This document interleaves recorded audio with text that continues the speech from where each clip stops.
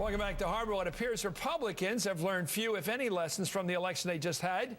And as we said last night, a party that lost overwhelmingly among women, Latinos, and African Americans will have House chairmen that all look like, well, they look like those guys. Now the chief strategist of Romney's campaign, Stu Stevens, is describing why he lost. He wrote in the Washington Post today, quote, "There was a time not so long ago when the problems of the Democratic Party revolved around being too liberal and too dependent on minorities. Obama turned those problems into advantages and rode that strategy to victory. But he was a charismatic African-American president with $1 billion, no primary, and media that often felt morally conflicted about being critical. How easy is that to replicate? In other words, the election was an anomaly." According to Stu Stevens, giving Republicans little reason to worry in the future.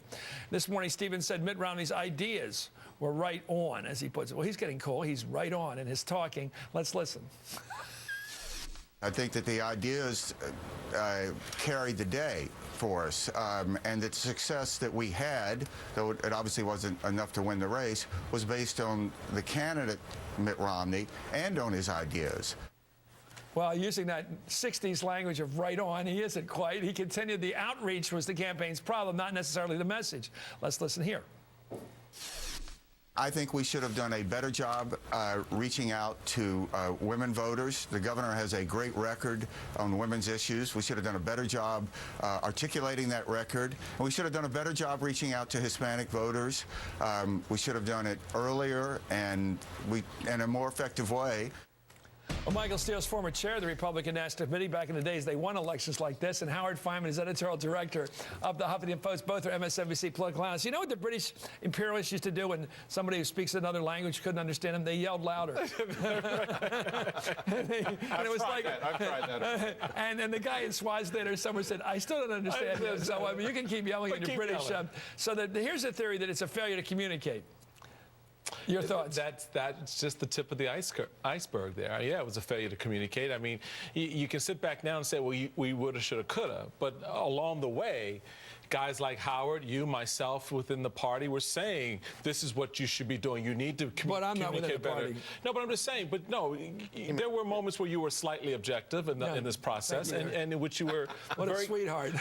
where you were very clear. And I think all of us were clear that there were communication gaps. But it was more than that, Chris. And I think it was organization, it was ground game, it was a Well, let's take the easy stuff.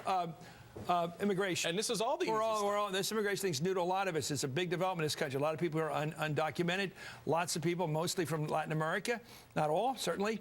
And they believe that their interests lay with the Democratic candidate this time, the president. For what reason? Was it communication or was it policy? I know Stuart well. I've covered him in many campaigns. When he's not in a campaign, he's a very broad-gauged guy. I got it. In the cockpit, he's different, it seems, based on these comments in particular. How about after a crash? Because reaching out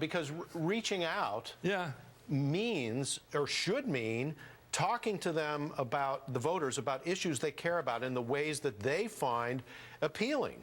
And what Mitt Romney's problem was, say, with the Hispanic community was, especially in the primaries, Mitt Romney came on as the hardcore guy who wanted people to self-deport or get gone. The way that sounded evidently it sounded to 71% of Hispanic voters who supported Barack Obama was we don't want to hear the Republican candidate whose main platform is about getting us to take ourselves and leave the country. That's the reaching out that was wrong, right. Not the mechanics, not the ground game, not that they didn't advertise on Hispanic radio, which they didn't do in the first 6 months, or television.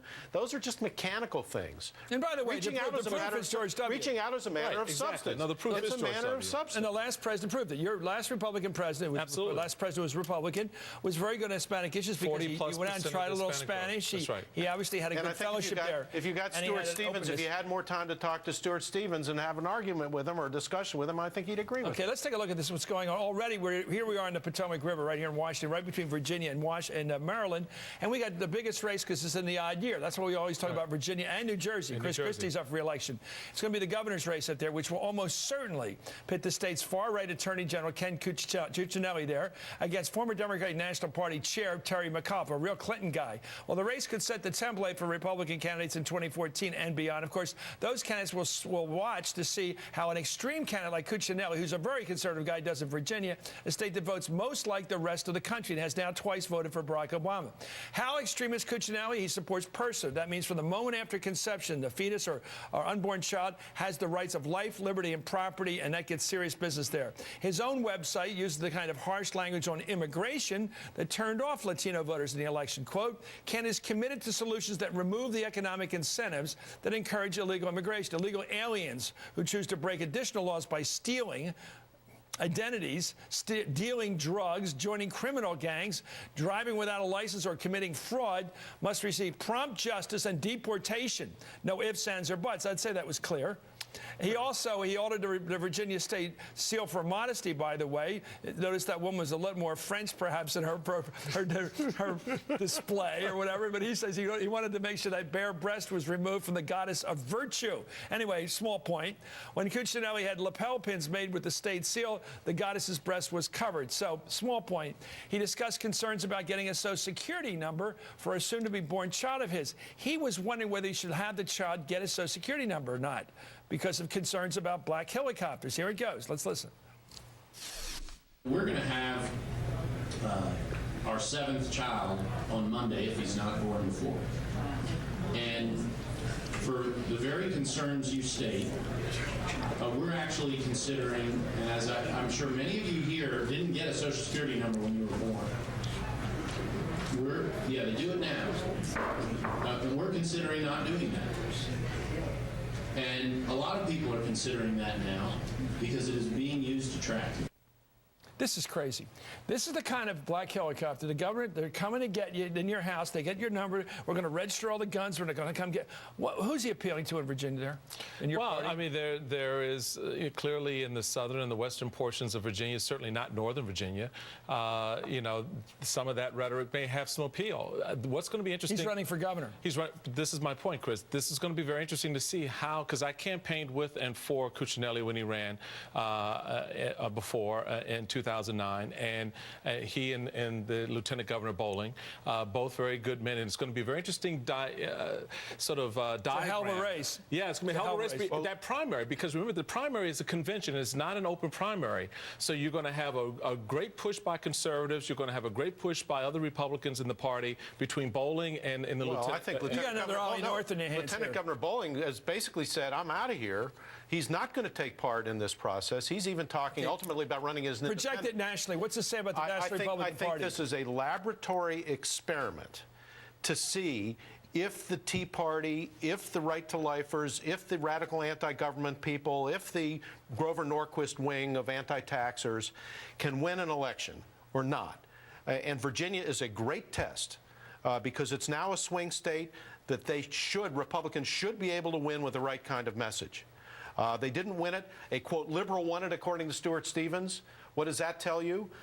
Can the real hardcore right wing win a statewide election with a guy like Cuccinelli? And that's going to be the test. That'll be the test. And they may be up against Terry McAuliffe, the Democrat who represents everything about the Clinton-Obama Democratic Party that the people in Southside Virginia can't stand, that they don't like.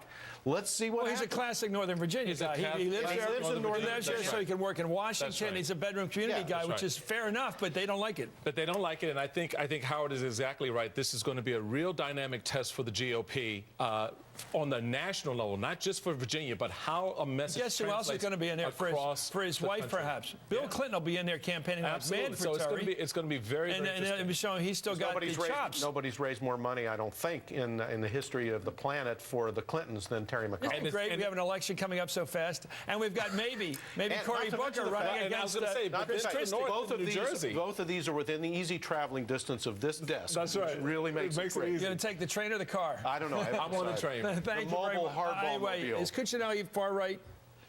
Cuccinelli is a conservative individual, yes. He's a far right guy. Anyway, he's a conservative individual. Anyway, thank you. Does the kid get its gun right after conception or not? I just want to property rights. Anyway, thank you, Michael Steele, and thank you, Howard Fineman. Up next.